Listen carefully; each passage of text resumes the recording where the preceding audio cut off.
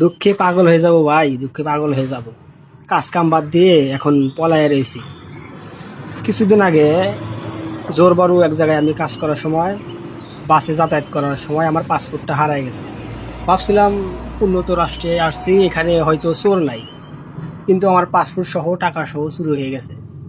তো পাসপোর্ট হারাইলে কত জ্বালা আমি ফার্স্ট টাইম বুঝলাম। পাসপোর্টটা বানাইতে অনেক টাকা লাগছে। তো আমার ভিসা তো মারতে হয়ে গেছে।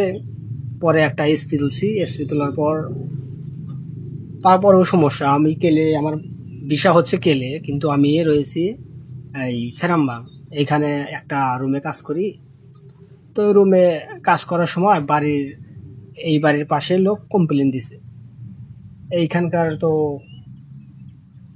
পুলিশ খুবই ডেঞ্জারাস। বাংলাদেশের মতো না যে পুলিশকে এগিয়ে যে বলতে হবে তারপরে একদিন দুদিন বাদে আসবে, এরকম না। এখানে শুধু জাস্ট একবার ফোন করবে, 5টা মিনিট সময় লাগবে, এর ভিতরে পুলিশ আসবে। তো কমপ্লেন দিছে। এখন আমার কাগজপাতি থাকা সত্ত্বেও পলায় রয়েছি, কারণ এটুকুই আমার ছালা। আমি কেলে কাজ করি, কিন্তু সেরাম বাংলাদেশে রয়েছি, এটুকু আমার ছালা।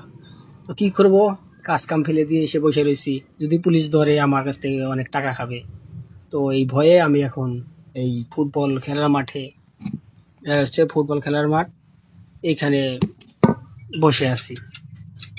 তো যখন পরিস্থিতি ঠান্ডা হয় তখন আবার তাই ভাবলাম আমার কাগজপাতি থাকা সত্ত্বেও আমার এই অবস্থা, এরকম ভয় লাগে।